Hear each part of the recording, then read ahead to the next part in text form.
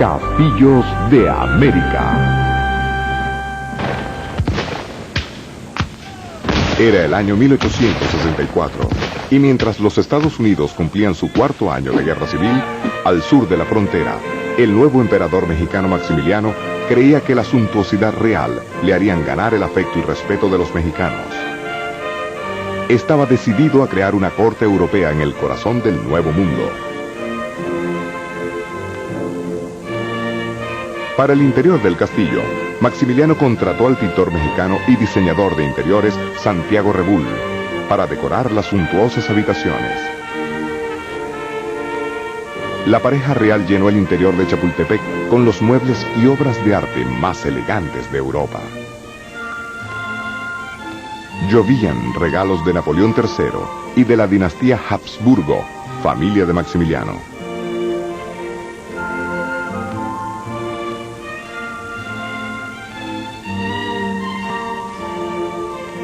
Aunque algunos consideran al castillo una obra exagerada, Maximiliano lo consideró un paso necesario para establecer su dominio sobre México. El emperador realmente creía que una vez establecida una adecuada monarquía, podría sacar a México de sus problemas políticos.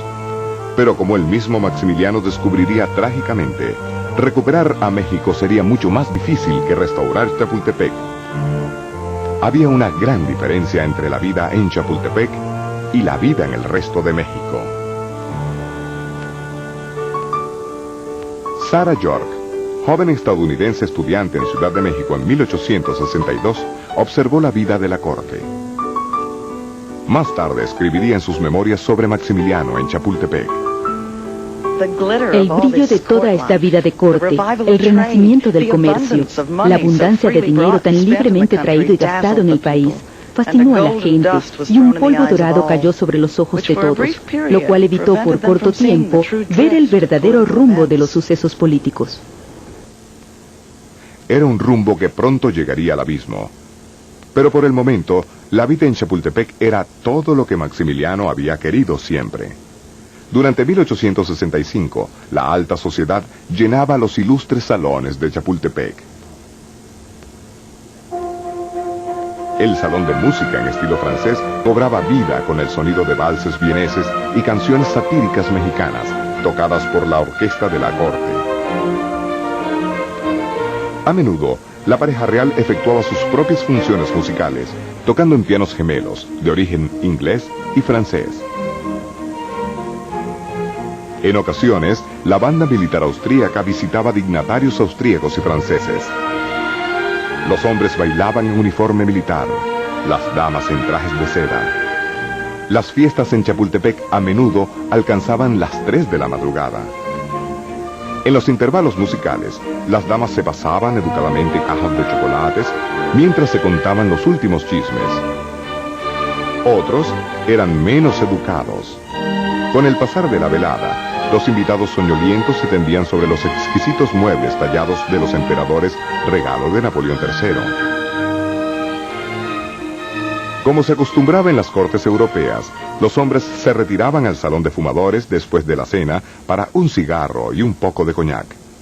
Pero cuando no daba fiestas, Maximiliano era usualmente el primero en abandonar el salón de fumadores para ir a la cama a las 8 de la mañana. Junto al salón de fumadores estaba la sala de juegos. Bajo el falso techo de la elegante sala de juegos, el dinero pasaba de mano en mano con las apuestas. La tapicería fue regalada a Carlota por un grupo de monjas españolas en nombre del rey Felipe III de España. Mientras los hombres estaban absortos en sus cartas, las damas, como se estilaba en la era victoriana, estaban en otro salón. Carlota y sus 14 damas se reunían en el salón de señoras, ubicado justo fuera de la habitación de la emperatriz. Por desgracia, el ánimo en este salón era muy diferente al del jovial juego de las cartas que Maximiliano y su corte disfrutaban. Carlota brought with her some ladies-in-waiting from Europe, but very soon after arriving in Mexico, she saw there were going to be a lot of tensions between the Mexican and the European women, so she sent the European ladies home. She was left in Mexico with a limited circle of ladies-in-waiting who came from Mexico's upper classes. These women had very little in common with her, and she would attempt to entertain them in the European style by inviting them to her boudoir for hot chocolate or for tea in the afternoons. But the Creole ladies, the ladies born in Mexico, were really not accustomed to those kinds of ceremonies, and they found Carlota a little bit cold and formal with them. Marginada por sus damas y casada con un emperador, quien raramente estaba en casa, Carlota pasaba muchas horas sola en su habitación. Era de sumo esplendor y reflejaba el sabor del período. Cobre, bronce y carey decoraban los muebles, todo traído de Europa. También lo eran los vasos de la recámara, decorados con imágenes del emperador y emperatriz, un regalo para la pareja a su arribo a México.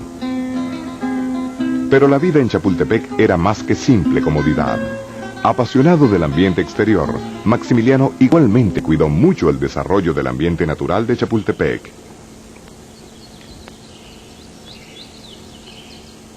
Otrora construida para servir de capilla, la torre del castillo se convirtió en el primer observatorio astronómico jamás construido en México.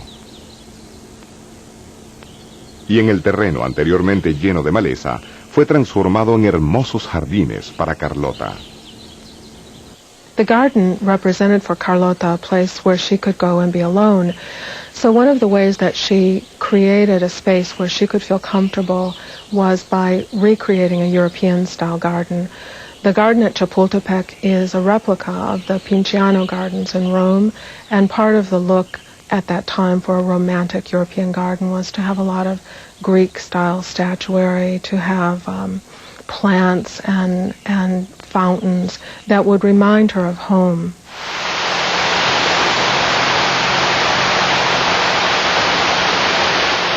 A diferencia de su esposa, la mente de Maximiliano ya no estaba en casa, estaba transformando a México. Cada mañana, a las 4 de la madrugada, el emperador y su secretario personal montarían por el parque durante varias horas antes del desayuno. Fue durante estos paseos que Maximiliano concibió ideas que causarían un impacto dinámico sobre Ciudad de México.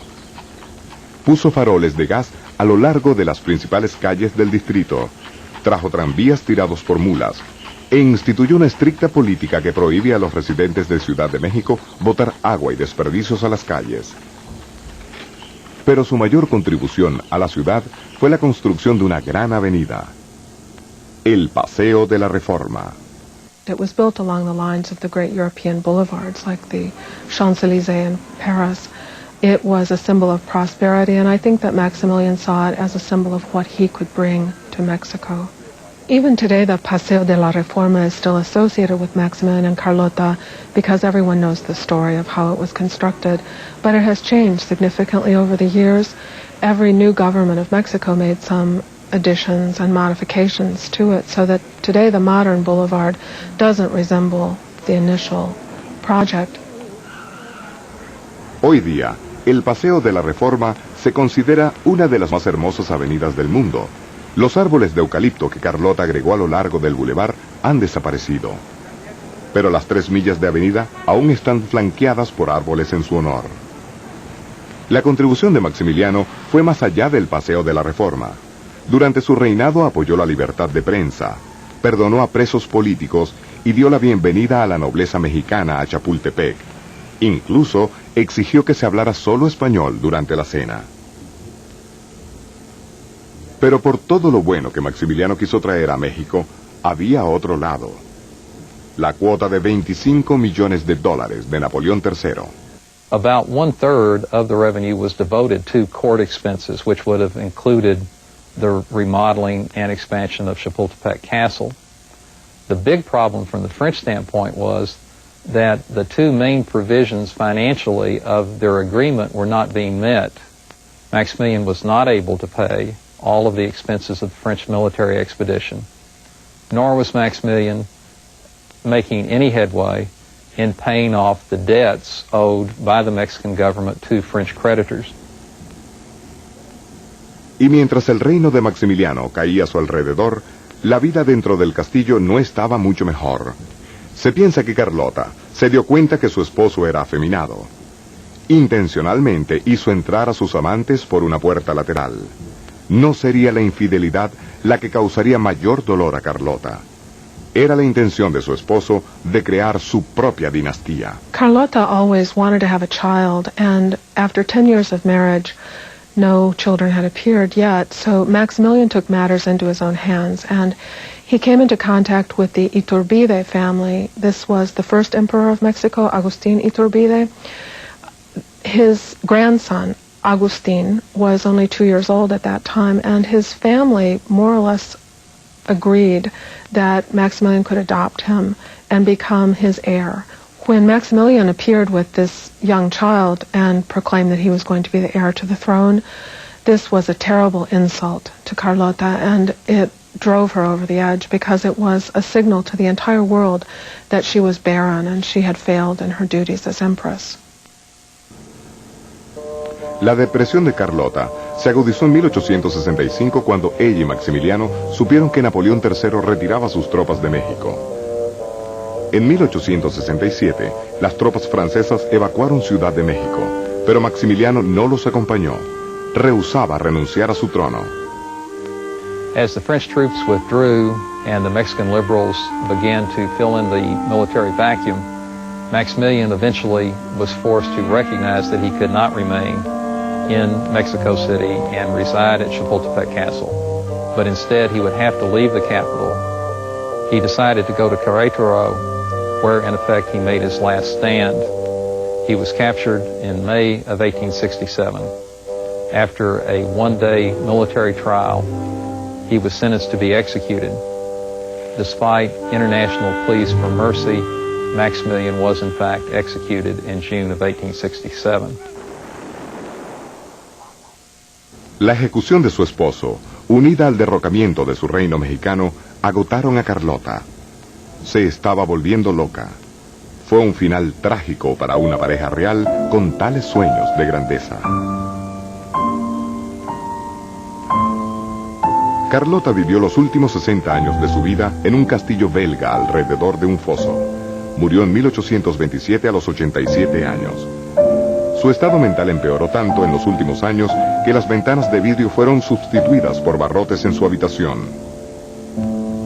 Pero se dice que cada primavera, la antigua emperatriz se reanimaba y revivía su partida hacia México.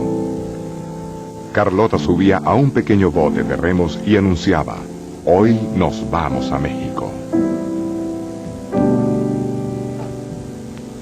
Y remaba.